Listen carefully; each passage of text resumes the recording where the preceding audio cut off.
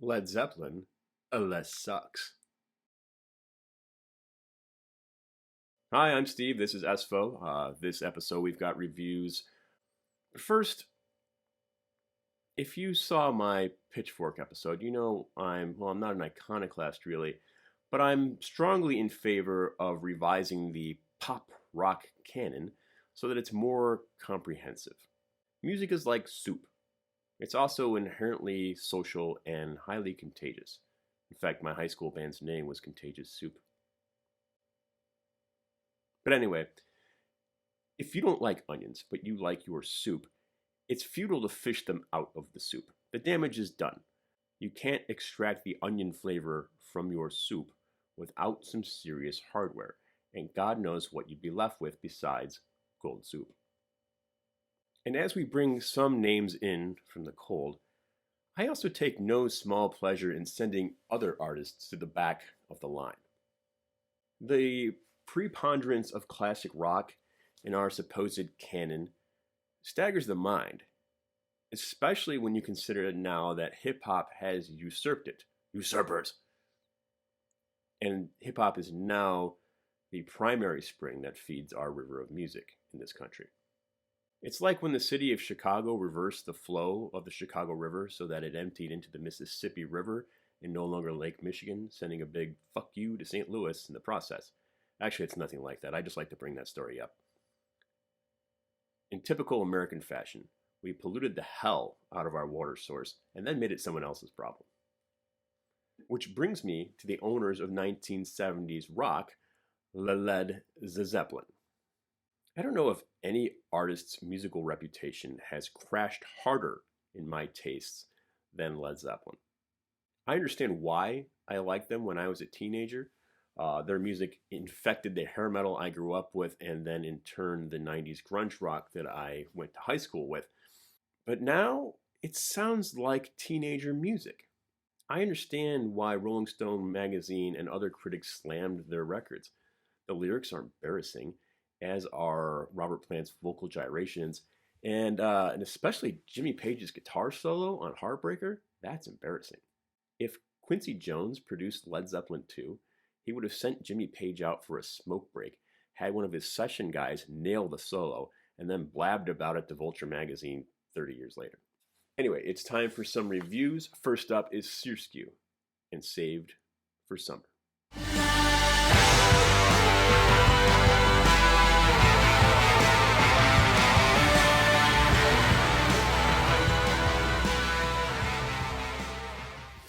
There, that's better. I keep a pocket list. Actually, I don't have any pockets. Songs that are ideal for closing a summer music festival. Mates of States, Running Out, Grace Under Pressure by Elbow, and, well, even though maybe not a set closer, but definitely an outdoor stage after the sun has set and a searchlight is scanning the crowd, Deepest Darkness by Ocean Alley. Saved for Summer is one such song, somewhat ironically because it's a prayer by SRSQ, so that once a period of depression goes away, that she be in an up mood during a sunny day, not when the sun is set. The vocal hook operates as a searchlight for the song. Her voice spreads across the dark waters like a beacon, while the main guitar part begins with a crash followed by a simple but momentous 4-note pattern. Each run through it hits like waves against the seawall, you really get the sensation that she's battling something elemental. Check it out.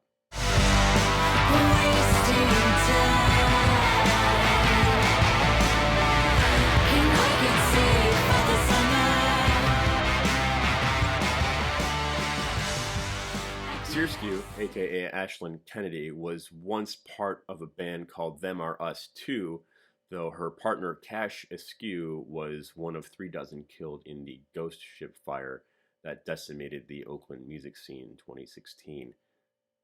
Her first album as SRSQ, as you can tell, that moniker is a tribute, dealt with the immediate aftermath of the tragedy. Saved for Summer deals with the longer-term effects, including the unshakable sensation that daily life is a nightmare and that it's possible to wake up and return to a parallel existence where the unthinkable never occurred. SRSQ also carries forward the goth-toned dream pop that has always been part of her forte. But despite the smallness of spirit that comes with depression, there's nothing twee or fragile about this song. As I wrote in the spring, this song would be heartbreaking if it wasn't so gorgeously glorious. SRSQ released Ever Crashing in August on Dace Records. Among its other singles, I also recommend Someday I Will Bask in the Sun. SRSQ is currently touring in the Southwest. You'll have to wait until next summer if you want her to close your festival. Links are below.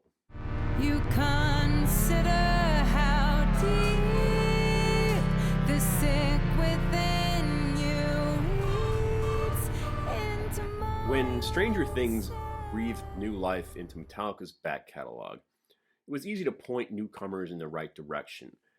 Hey there, whippersnapper, let me don my sleeveless jean jacket and point to the patches of all the bands you will soon know. However, the unexpected popularity of Kate Bush's Running Up the Hill is a little more difficult to map out for people new to her. Tori Amos. Jinx! Amos is also great, but somewhat of a dead end because she's her own industry. The flowing hair, the Mona Lisa smile, the Victorian cosplay that makes you wonder if she'll ever sidle up to Jared Kushner in a reflection in a White House mirror. Tori Amos's catalog is like a self-contained amusement park. It's Dollywood for Daria and her seatmates at Lilith Fair.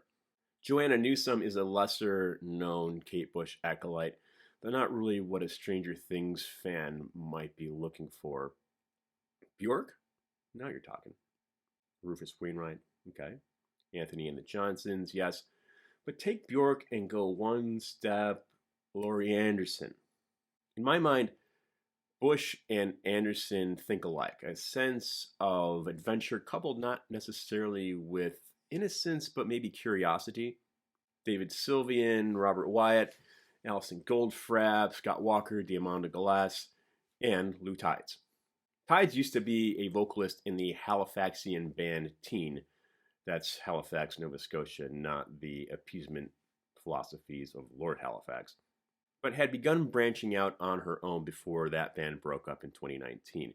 Her SoundCloud page leaves the impression, well, many impressions, but this is among them, that there should be a visual component with her music. Words like theatrical or cinematic don't really capture it. I hate for this to sound glib, but Lou Tides' music makes you see things. Sense of Touching almost didn't survive because of the vivid trauma Tides based it on, that of being sexually assaulted.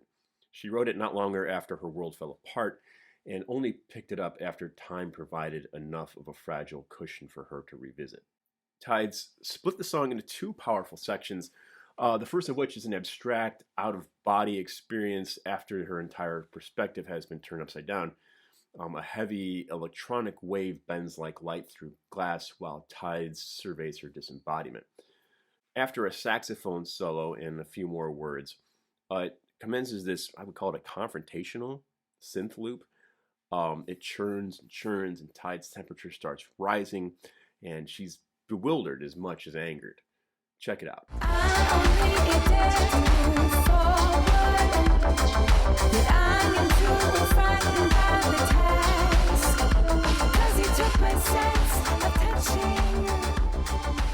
Tides repeats the title several ways. Her own feelings have been completely rearranged to the point where sentience is almost alien, and they're trying to figure out which of what's going around her is shared experience, which is uniquely their own private hell, and she's almost accusatorily lands on the question, do you have any sense of touching? And she kind of rolls that around in its multiple meanings.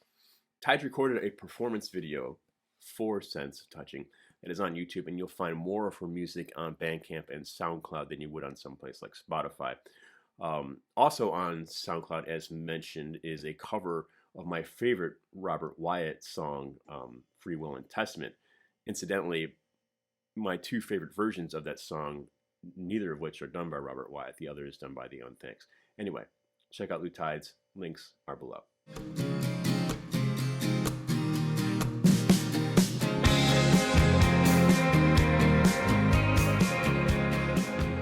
The art world soon may be rocked by a Supreme Court decision that, if they don't throw it back to the lower courts, could substantially redefine the fair use concept or doctrine, which for years has been relied on by artists who repurpose existing art to make new statements. The case involves photographer Lynn Goldsmith's shots of Prince from the Purple Rain era, which she then contracted out to Andy Warhol for use somewhere else and have since become the source of litigation.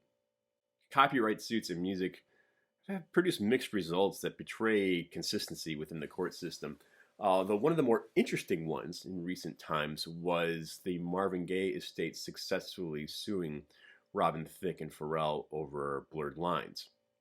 What was unusual in that case was not that Thicke and Pharrell had copied a certain note sequence or melody, but that the feel of the song was misappropriated. Based on that, it's eerie to think of what could come next. Zakoor's life cycle is probably safe from any legal entanglements. But what if someone comes along and says that that strumming pattern was stolen from my ancestors? What then? The triplet strumming pattern is a rhythmic structure that pretty much wrote the song for Zakoor, who, and I don't want to say coast, they just make it sound so easy. Check it out. I'll stay alive for you, drown in your mind for you, catch all the stars and shine for you. I have a special place in my heart for songs that remind me of forgotten bands, not just from my past, but from everyone's past.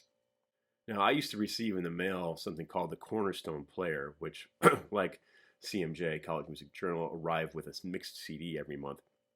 That's how I learned about Beggars. And their song Falling Down it's similar to Life Cycle. You should check it out. I think it's on YouTube, but nowhere else.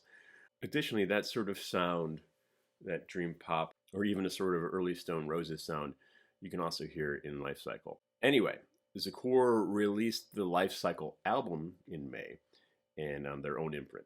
Links are below. Thanks for watching. Are you afraid to like my videos? You don't have to. I don't like a lot of videos either, unless you're Jimmy Page. I liked a lot of your shit for years. Now it's your turn.